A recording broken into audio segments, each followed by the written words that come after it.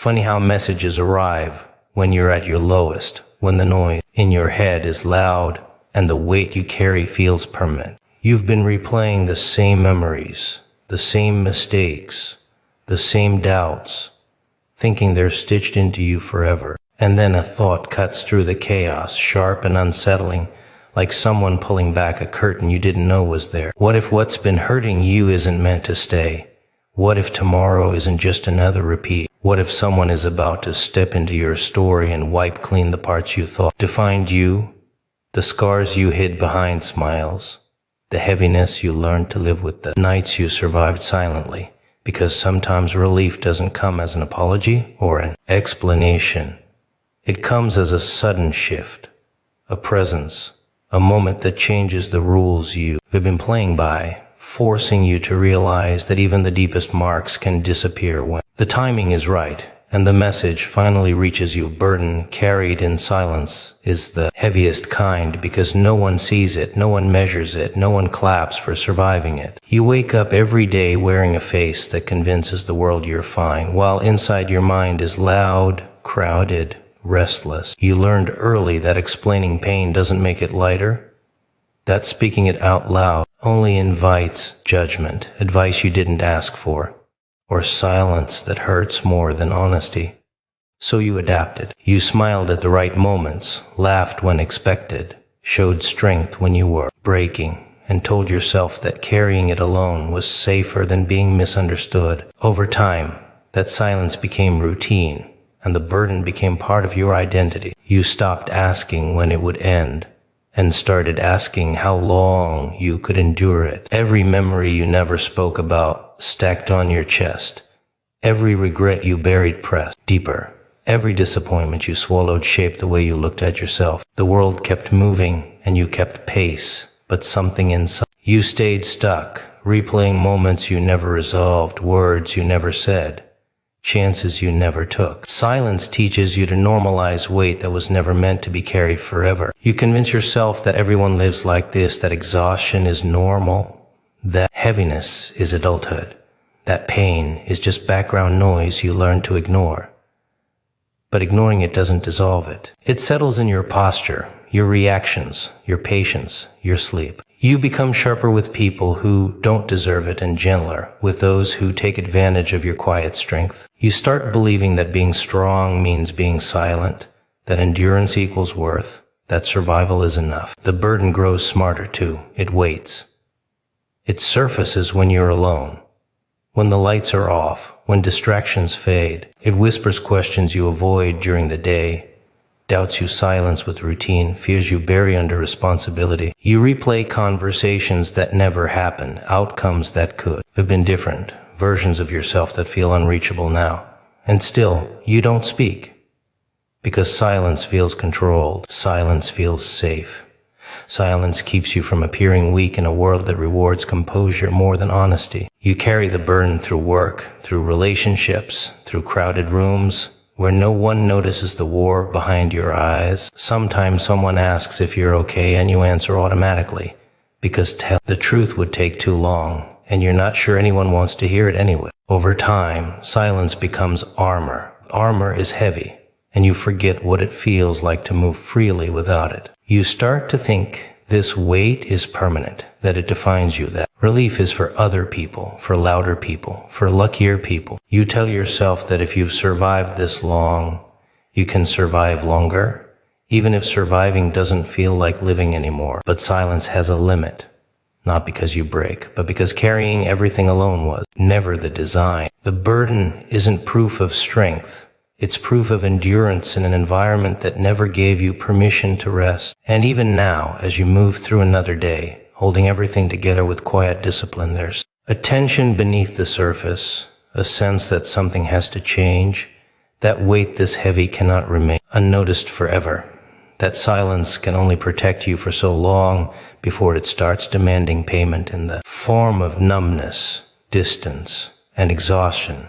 And whether you realize it or not, the very act of carrying this burden has been shaping you, sharpening you, pushing you toward a moment where silence is no longer the only option, where the weight finally meets something strong enough to lift it without asking you to explain why it was there in the first place. Repeating pain and memories have a way of looping without permission, like a record scratched at the worst part of the song, replaying moments you never invited back. You don't chase these memories, they chase you. They show up when you're tired, when you're quiet, when your guard is down. You can be standing in a room full of people and suddenly you're not there anymore. You're back in a moment you thought you buried, hearing words you wish were never spoken, feeling the same tightness in your chest like no time has passed at all. The mind is cruel like that. It doesn't care how strong you've become or how far you've moved forward. It replays pain with perfect clarity, as if it's afraid you might forget what hurt you, as if suffering needs to be preserved like evidence.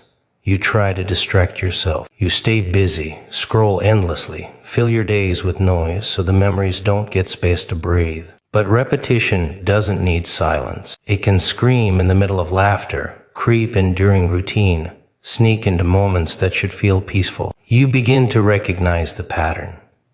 Certain times of day, certain songs, certain smells, certain phrases, triggers that flip a switch and drag you back without warning. And every time it happens, you ask yourself why it still hurts this much, why it hasn't faded, why healing feels like a myth people talk about but rarely experience.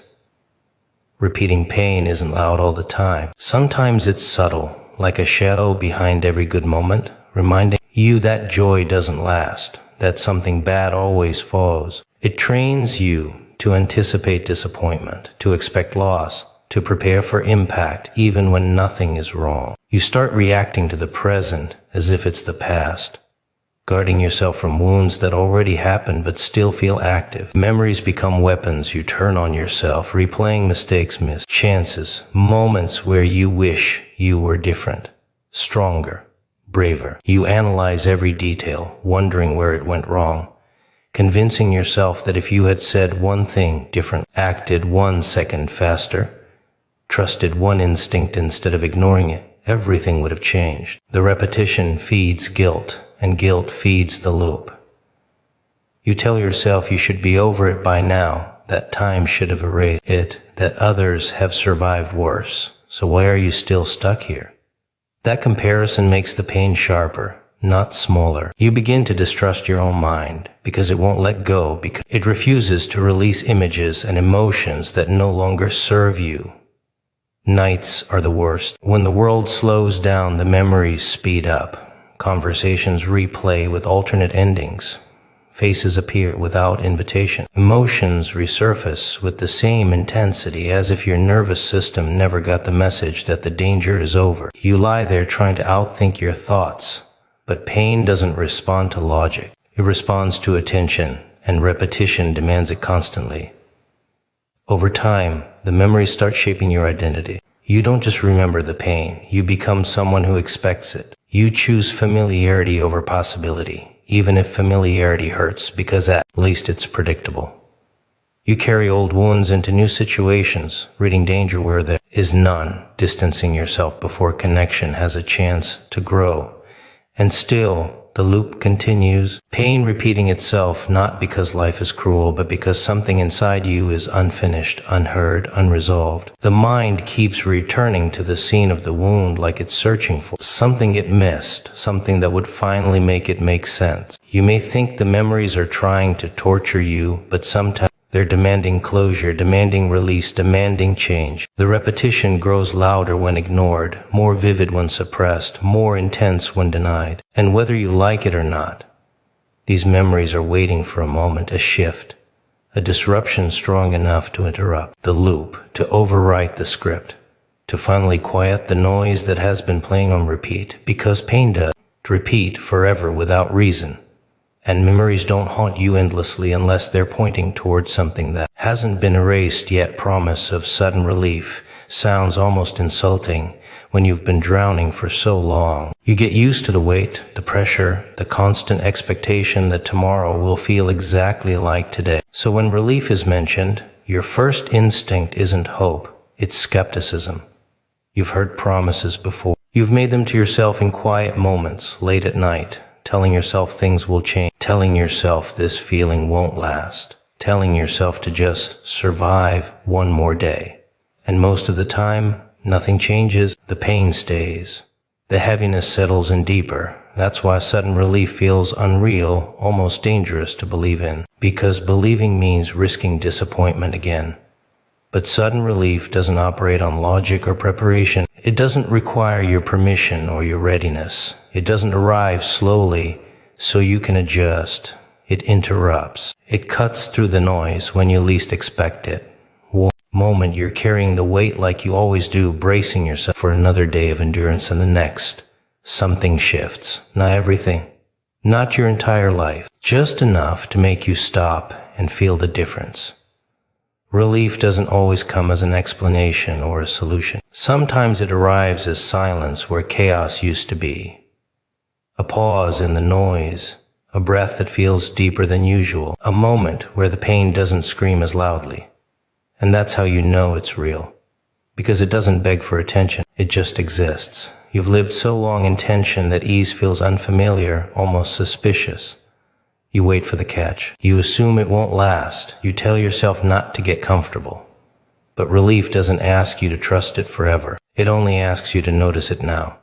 Sudden relief is often the result of pressure reaching its limit. You don't see it happening because it builds quietly, invisibly, while you're busy surviving.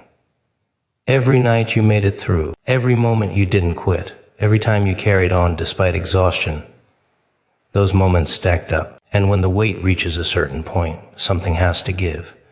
Relief isn't a reward for perfection, it's a release valve. It's what happens when endurance has done its job.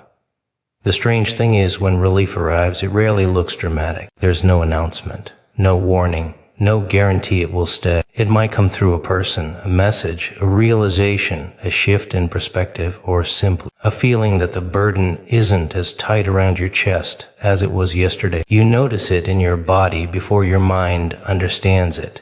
Your shoulders drop, your breath slows, your thoughts stop racing for a moment. And that moment matters more than you realize, because it proves something important. It proves the pain wasn't permanent. It proves the weight wasn't all there was. It proves that the story you told yourself about endless suffering was incomplete. Sudden relief challenges your identity. When you've lived in pain for a long time, you start defining yourself by it. You become the strong one, the quiet one, the one who handles things. Relief threatens that identity. It asks, who are you without the weight? What do you do when survival isn't the only goal? That question is unsettling. Sometimes relief feels uncomfortable because it removes the familiar struggle. You almost miss the tension because at least it was predictable. But relief doesn't erase what you've been through. It doesn't pretend the pain didn't exist. It simply loosens its grip. It gives you space to breathe, to think, to feel something other than endurance. And even if it's brief, even if it's subtle, it's enough to change how you see tomorrow. Because once you've felt relief, you can't unfeel it. You can't go back to believing the pain is endless. You can't convince yourself that nothing will ever shift. That single moment becomes proof. Proof that the weight can lift. Proof that something can interrupt the cycle. Proof that the timing of relief has nothing to do with your schedule or expectation. It arrives when it's ready, not when you are. And when it does, it doesn't ask for applause or gratitude. It simply reminds you that no matter how long the night has been, no matter how heavy the burden feels, there is always a point where the pressure breaks, the noise fades, and something you didn't think was possible suddenly feels real enough. To touch unexpected person entering life never follows the rules you imagined. You think arrival should be announced, predictable, earned through waiting or effort, but that's not how it happens. They show up sideways, through accidents, timing mistakes, wrong turns that suddenly feel intentional. One moment your world is running on repetition, the same thoughts, the same faces, the same emotional weather. And then someone appears who doesn't fit the pattern you've grown used to surviving in. You don't recognize the impact immediately. At first, they feel ordinary, almost insignificant.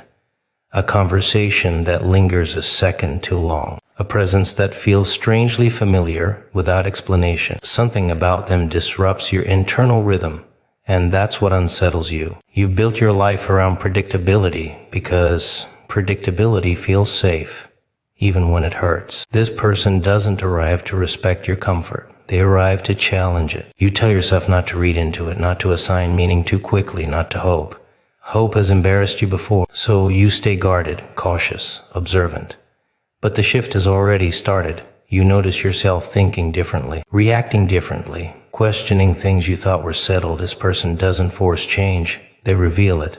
They expose the parts of you that adapted to pain, the defenses you forgot were temporary, the version of yourself that learned to survive instead of live. Their presence acts like a mirror you didn't ask for, reflecting not who you are, but who you've been pretending to be just to get through the days. You feel a mix of curiosity and resistance. Something in you recognizes the timing as strange, almost suspicious. Why now? Why them? Why when you were just starting to accept that nothing new was coming? That question keeps echoing, because deep down, timing like this is never random. Unexpected people don't enter your life to decorate it.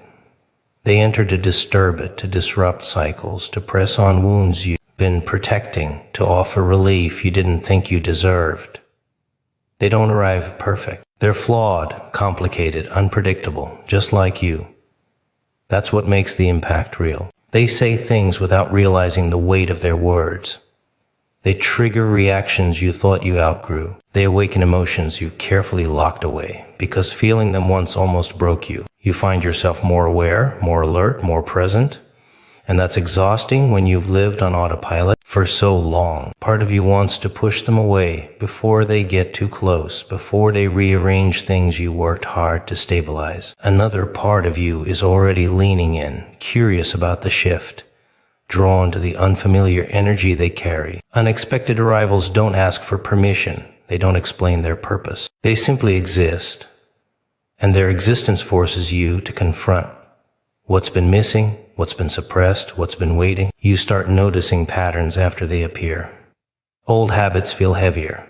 Old distractions stop working. The silence you used to tolerate becomes louder. You realize that their presence isn't the cause of your discomfort, it's the spotlight on it. They didn't create the cracks, they revealed them.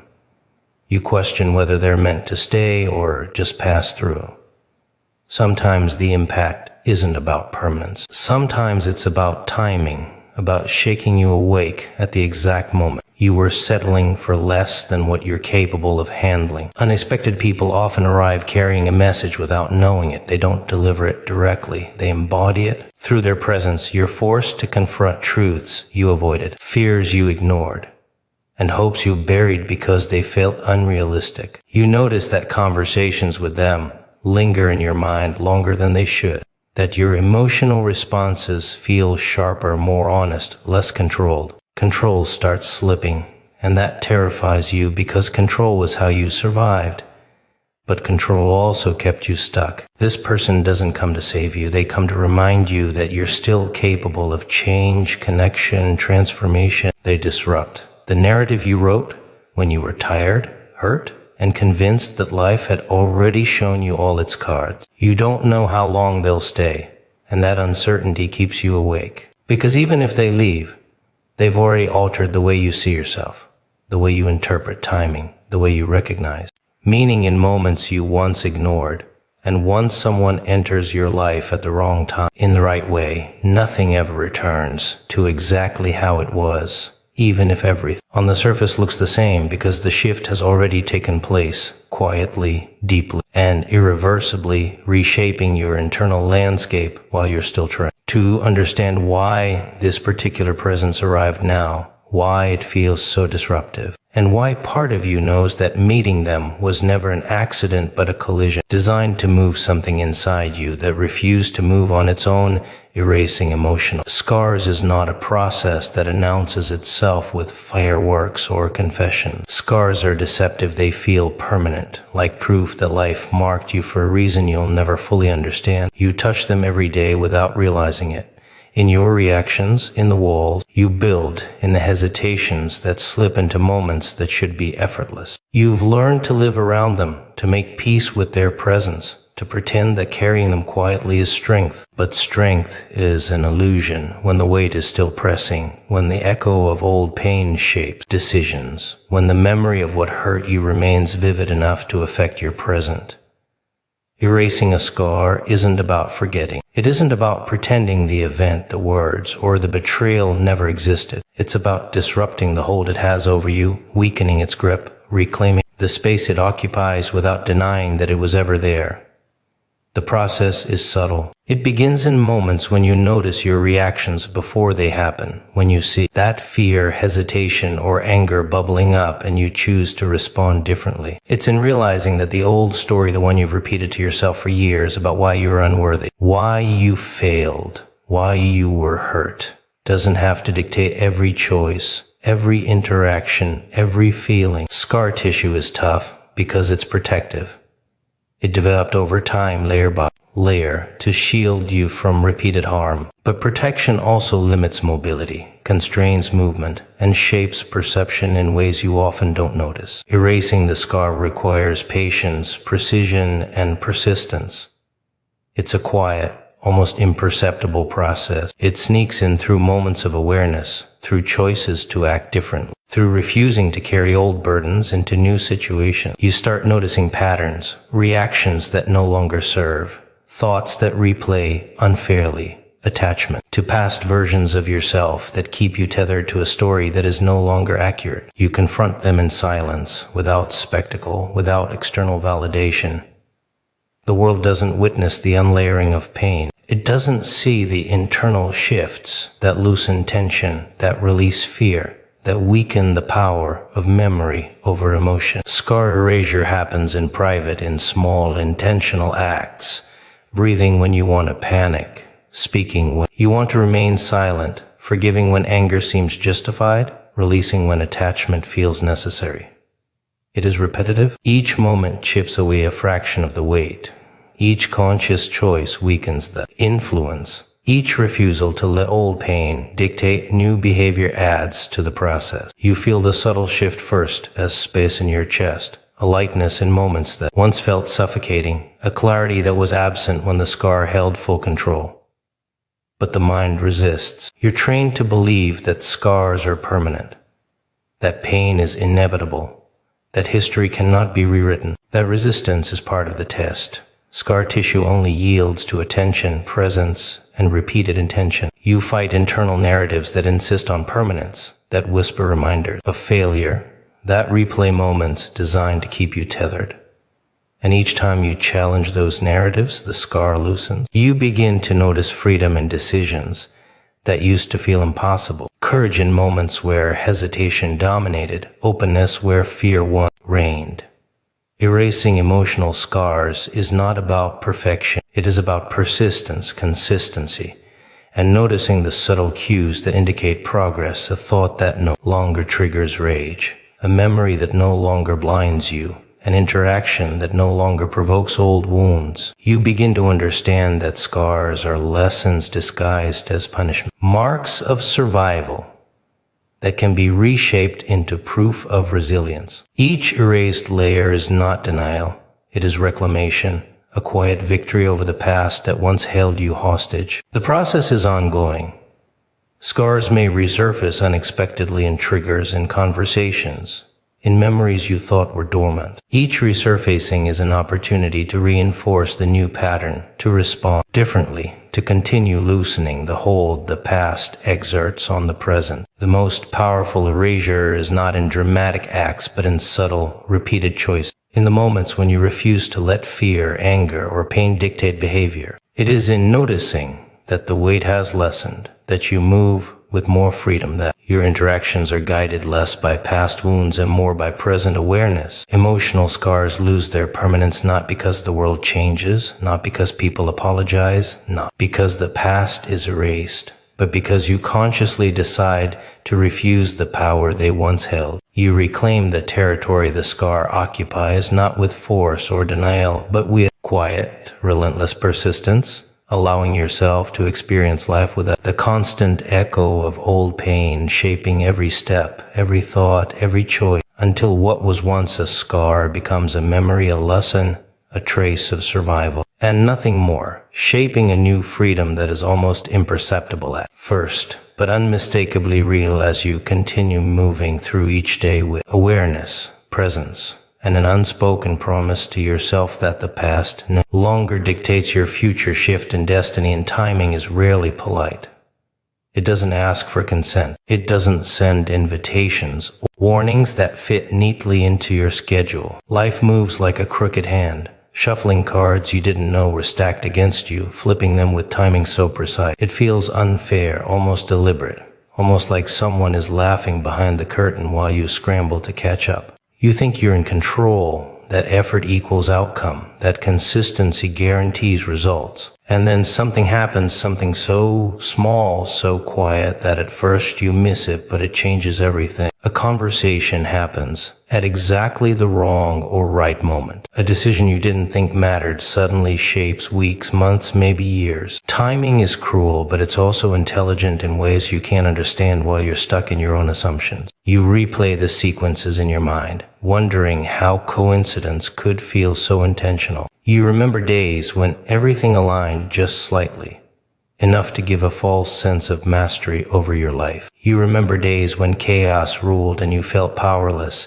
every movement resisted by invisible forces. And suddenly, something shifts. The rules you thought were fixed are rewritten, and you're thrown into a reality where cause and effect feel less familiar, where timing seems orchestrated, where even the smallest actions echo louder than they should. Destiny is not always dramatic. Sometimes it whispers, like a hand guiding you without your notice, like a current that slowly nudges your boat toward something you didn't know you were steering toward. You feel it in the patterns of chance and the alignment of opportunity in moments that make you pause and wonder if there's an intelligence behind the chaos. You question whether you're imagining it, whether your mind is trying to create meaning where none exists, because reality doesn't always explain itself. But the patterns persist, the signs repeat, the timing keeps nudging, reshaping, rewriting the path you thought you were walking. And resistance doesn't stop the shift, it just makes you dizzy while it happens. You notice the small things first, conversations arriving at the right moment, doors opening unexpectedly, obstacles fading just when you've learned to expect them to block you. These aren't coincidences. They are the fingerprints of timing, the subtle evidence that life's currents are rearranging themselves beneath the surface, moving pieces in ways you don't yet understand, but that will become undeniable as the days unfold. You start to realize that nothing about life is permanent. Patterns that felt reliable suddenly break, structures that seemed immovable shift, and you're forced to adapt. You're forced to see that destiny isn't a straight line or a guarantee. It's a landscape, a map you don't control, a set of forces that test your perception, your awareness, and your courage. Every choice you make carries more weight than you realize.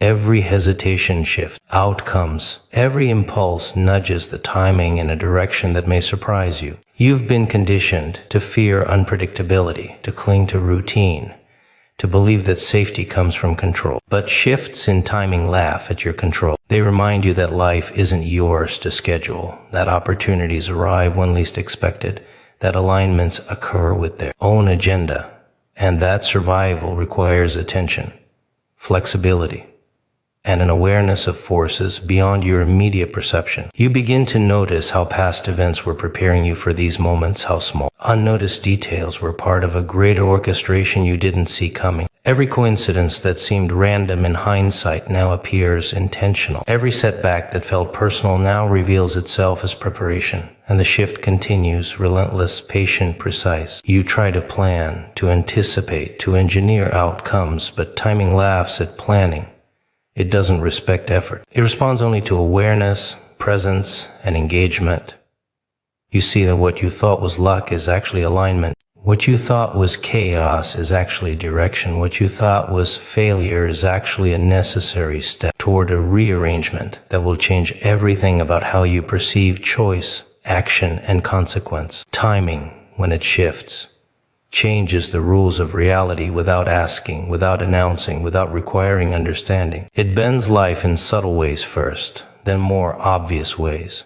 until you realize that the trajectory you thought was inevitable has been altered, quietly, persistently, and irrevocably leaving. You navigate a path that feels both unfamiliar and inevitable at the same time, a path that tests every assumption you've held, every expectation you've built, and every instinct you've relied upon, forcing you to see that destiny is not fixed, that timing is not random, and that smallest moments, the subtlest shifts, carry consequences that ripple farther than you could have imagined. Letting go of past identity is a strange kind of terror because it asks you to confront everything you've built, defended, and believed about yourself, and then challenge it. You've lived inside a version of yourself that was shaped by pain, survival, expectation, and repetition. That identity has been your armor, your strategy, your explanation for why things went wrong or why you couldn't change. It's comfortable in its familiarity, even if it's heavy, even if it hurts,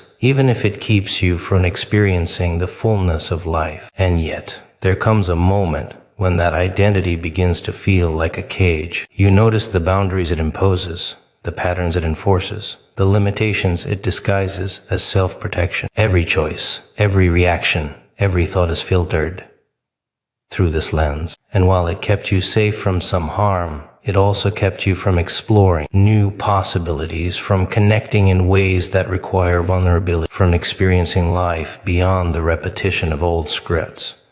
Letting go is not a dramatic event.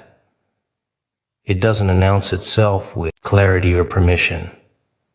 It begins subtly in the quiet awareness that you are tired of repeating yourself, tired of defending habits, tired of explaining who you are to a world that doesn't care or understand. It begins in a single question: what if I am more than what I've told myself I am? That question is terrifying because it threatens stability. Your past identity is predictable. People know it. You know it. It's been rehearsed in your mind so many times that even mistakes feel familiar. Letting go means stepping into uncertainty. It means risking judgment. It means dismantling the story you've relied on to make sense of your existence. You begin noticing the contradictions. The person you show the world is not the person you feel inside. Actions you take do not align with the desires you bury. The fears you protect are no longer serving you. Letting go requires you to face those contradictions without running, without blaming, without hiding. It demands honesty you may have avoided for years. You realize that holding on to past identity is an illusion of control. It makes you believe that you can predict responses, protect yourself from harm, and navigate life safely. But control is a trap. It keeps you tethered to old fears, old mistakes, old versions of yourself that no longer serve the person you are becoming. The act of letting go is incremental. Each moment you resist an old reaction, each time you choose differently, each time you acknowledge that your past does not define your present, you loosen the grip of identity. It is subtle, barely perceptible at first. You might not even notice the shift until you see yourself reacting in a way you never expected, feeling an emotion you thought was foreign, embracing a possibility that would have terrified the old version of you. You start to see patterns in your life that were once invisible. The ways you limited yourself, the relationships you avoided, the risks you never took all make sense in hindsight. Your past identity shaped every hesitation, every avoidance, every compromise. But recognizing those patterns is empowering because it tells you that identity is not fixed, that you can unlearn, relearn, reshape, and reclaim yourself. Letting go doesn't erase memory, history, or experience. It acknowledges them, learns from them, and decides that they will not dictate future choices. Each time you reject the automatic scripts of old identity, you create space for new thoughts, new actions, new freedom. The discomfort is constant. Letting go is accompanied by doubt, fear, and resistance. You may question who you are without the mask, without the armor, without the story you've clung to for years. That questioning is necessary. It is part of the process. You are dismantling foundations that once supported you when building something new from scratch, brick by brick, awareness by awareness, decision by decision. As you progress, the sense of freedom grows. You notice the lightness in thought, the fluidity in action, the courage to engage with life differently. The past no longer holds the same power. The scars, mistakes, and lessons remain, but they no longer define your identity. You are no longer bound by the scripts, expectations, or limitations of who you were. You begin to understand that letting go is not a single act, but a continuous process, an ongoing willingness to confront old patterns, embrace uncertainty, and redefine yourself in ways that are authentic, fluid, and alive, allowing you to navigate the world with presence, awareness, and a new kind of resilience that feels both frightening and exhilarating, because freedom always comes at the cost of leaving something behind. You ever notice how life doesn't knock? No polite little tap on the door, no gentle warning, no. Life kicks the door in, flips the table, and looks you dead in the eyes like, well, you coming or not? That's the thing about opportunity. It doesn't come wrapped up in a neat little box with a ribbon on top. It doesn't wait around for you to feel ready. It shows up, loud, unexpected, maybe even a little messy. And most people, oh, they hesitate. You know what's funny? People always say they want something big, something life-changing. They talk about how they're waiting for their moment, how they're praying for an opportunity. But the second it comes knocking, oh no, suddenly it's too much. Suddenly they need more time, more proof, more signs, more something before they can take that step. It's like ordering the biggest meal on the menu and then panicking when the waiter actually brings it to the table. You wanted it, didn't you? See, people don't have a problem dreaming big. No, they're fantastic at that. They sit around imagining all the success, the power, the breakthroughs. But what they don't imagine is what it costs. They don't picture the weight of it. They don't think about the parts of themselves they'll have to kill off to walk through that door. Because that's what opportunity really is. It's not a cute little gift that makes everything better. It's a test. It's a choice. And most people, they fail before they even start. It's not because the opportunity wasn't real. Oh no, it was real. That door was right there, wide open, waiting for them to step through. But instead of moving, they hesitated, they doubted, they second-guessed. And the longer they stood there, the heavier it got. What if I'm not ready? What if I fail? What if this isn't for me? So they wait.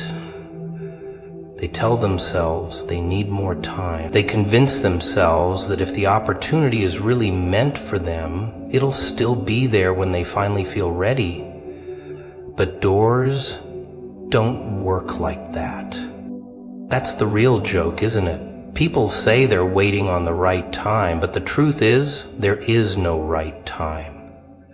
There's just the time, and the time, oh, it doesn't wait for anyone. It comes, it stands in front of you, and if you don't move, it moves on, and once it's gone, it's gone. But people don't see that until it's too late. They don't realize they missed something huge until they're looking back, wishing they could rewind. You ever notice how the ones who actually make it aren't always the smartest, not always the most talented, not always the most prepared, but they have one thing in common: they move. They see the door, and instead of standing there making excuses, they walk through it. Maybe they stumble, maybe they fall, maybe they have no idea what they're doing, but they're in. And that's the difference. That's why some people make it and others don't. Because the opportunity is there for everyone, but only a few are willing to grab it before it's gone. And the rest, well, the rest spend their whole lives wondering what could have been. You know what's funny? People don't need anyone else to ruin their dreams. Oh no, they do it themselves.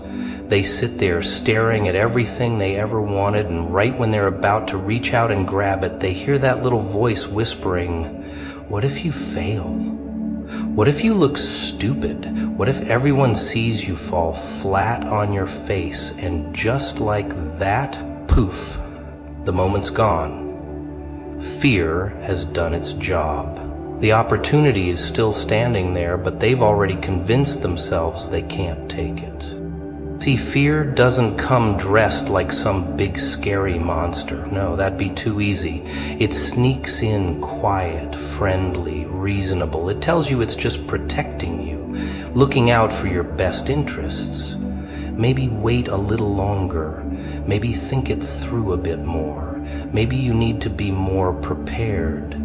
Fear makes you believe you're being smart when really you're just standing still. And doubt? Oh, doubt is even worse. Doubt makes you think you're the problem. It doesn't just question the opportunity, it questions you. Are you even good enough? Are you the right person for this?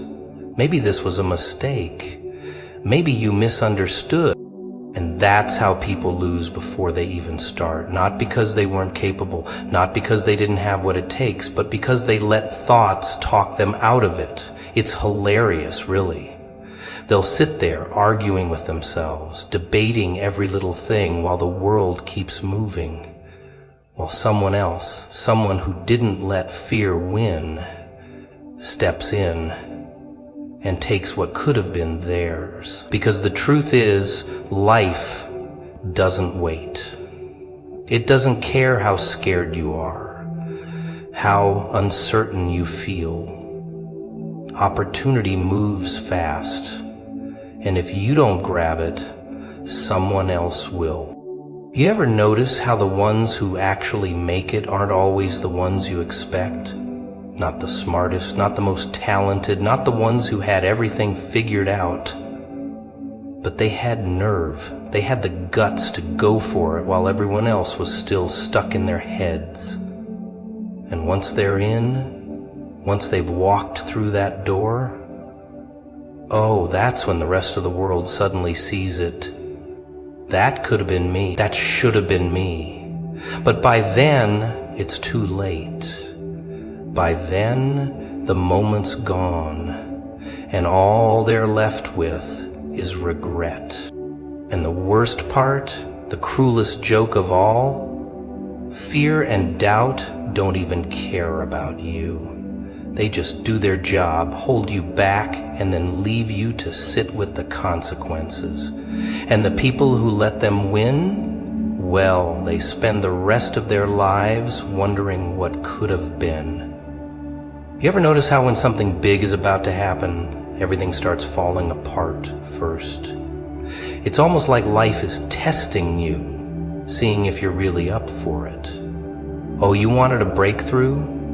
You wanted something huge? Well, let's see how you handle a little pressure first. Let's see what you do when everything around you starts cracking. When the people you trusted walk away, when the road that looked so clear suddenly turns into a dead end. That's the part they don't tell you, isn't it? They talk about the reward, about the after, but they never tell you about the storm that comes before. Because if you knew, maybe you wouldn't be so eager to step forward. Maybe you'd think twice before asking for something big. See, people think when doors open it's all smooth sailing, but that's not how it works.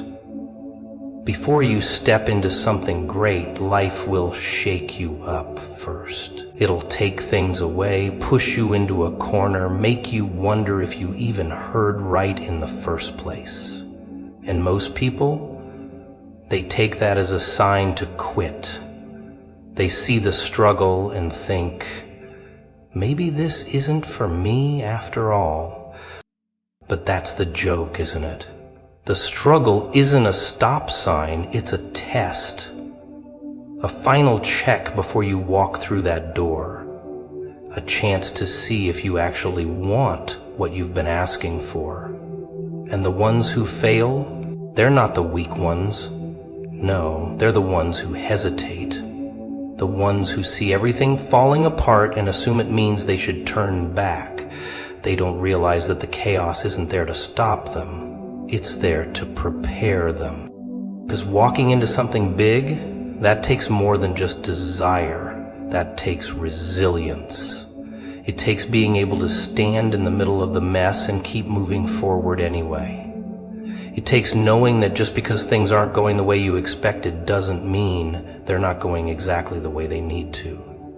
But most people don't see that. Most people panic. They get scared. They start looking for an escape. They start questioning everything. And while they're busy freaking out, the ones who get it, they keep moving. They don't run. They don't fold. They don't let the fear win. And in the end, they're the ones who make it through that door. And the rest, well, they just sit there, watching someone else take the spot that could have been theirs. People think when something good is coming, it just arrives, all neat, all perfect, tied up with a little bow. That's what they believe, isn't it? That if something is meant for them, it'll just land in their lap. No complications, no struggles, no second guessing. If it's for me, it'll be easy. Oh, that's rich. That's hilarious. Because the truth is a little messier than that. See, when something big is about to happen, when you're on the edge of something huge, life doesn't roll out a red carpet. No. Life throws distractions at you. It sends people, the people, to poke at your weaknesses, to whisper little doubts in your ear, to pull you in every direction except where you're supposed to go. And you? You think it's just random, just a bad week, No, it's precision chaos. A little game, because right before you step into something great, life wants to know, can you focus? Can you keep your eyes on the prize while everything around you tries to pull you away? And that's where most people lose. They don't even realize they're being played. One moment they're on the right track, all fired up, ready to go. The next, look at that, a little drama here, a little insecurity there, something small, something stupid, a problem that shouldn't even matter, but suddenly it does. And before they know it, they're caught up in it. They're distracted. They're wasting time. They're busy fighting battles that have nothing to do with where they were headed. That's the trick, isn't it? That's the trap.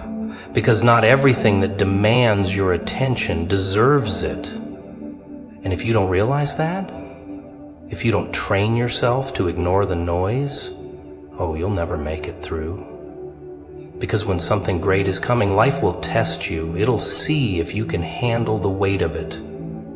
If you can stay locked in even when the distractions come knocking. If you can recognize what's real and what's just there to waste your time.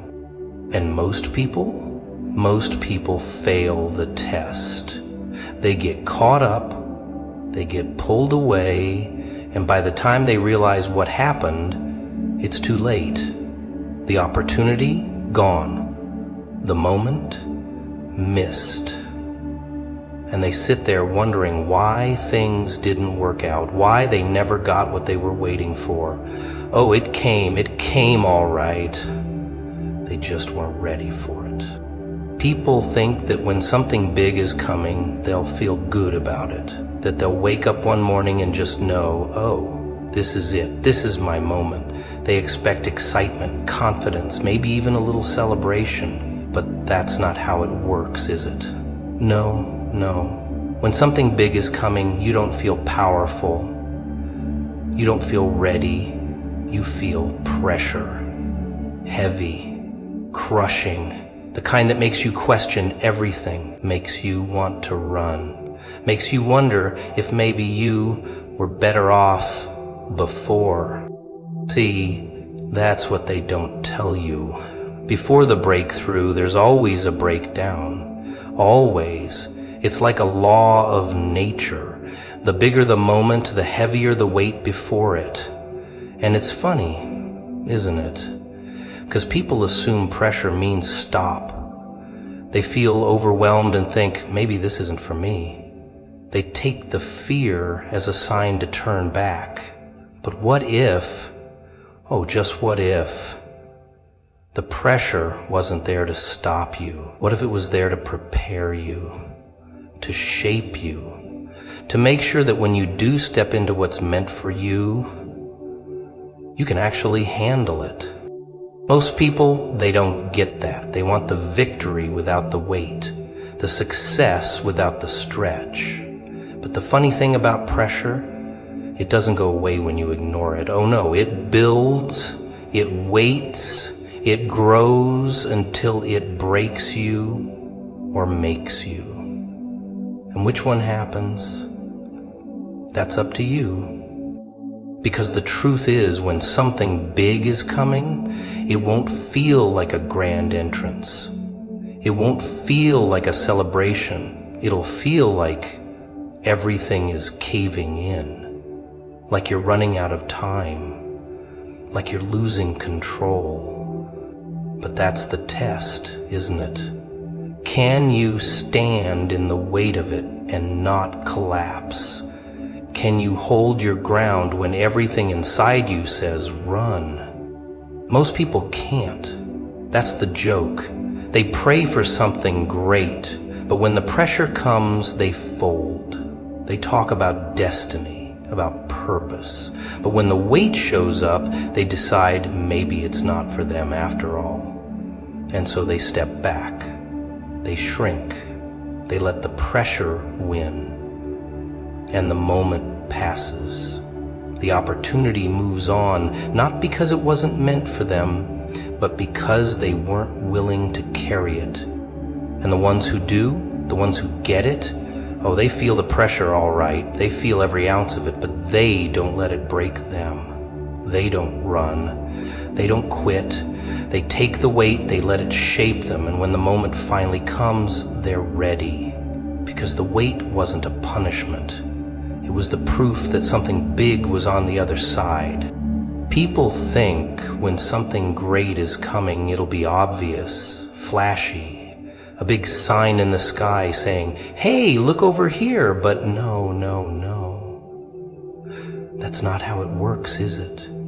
The biggest moments, they sneak up on you. They don't come dressed like victory.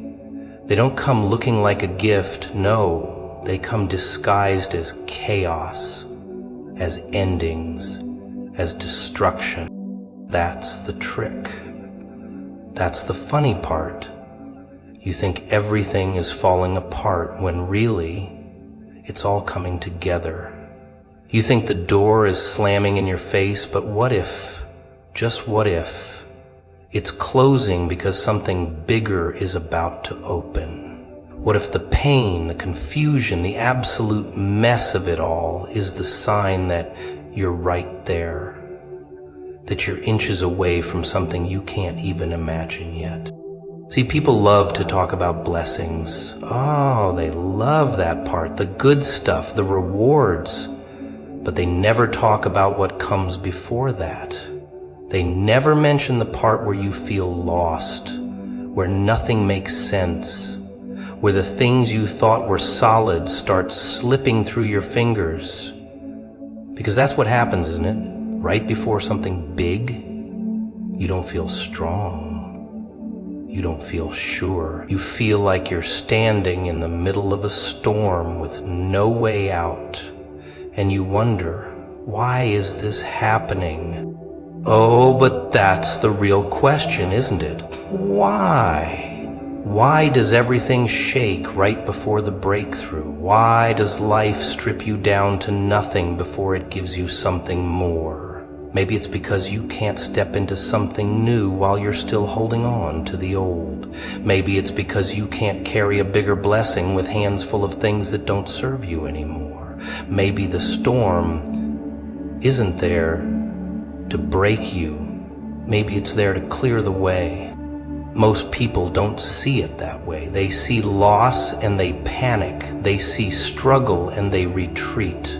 They think if something was meant for them, it would come easy, that it would arrive without a fight. And that's the joke, isn't it? Because the bigger the blessing, the harder the shift before it, the darker the night before the morning comes. That's the part they don't tell you. That's what people miss. They pray for something big, and when things start shaking, they think something's gone wrong, but no. Something's finally going right. Something is moving. The old is being stripped away so the new can come in. But if you don't see that, if you don't trust that, you'll spend your time fighting what was meant to free you. You'll try to hold together what was meant to break apart. And when the moment comes, you won't be ready. That's the real challenge, isn't it? Not just to survive the storm, but to recognize what it really is. To see the destruction and know it's not an ending. It's a beginning in disguise.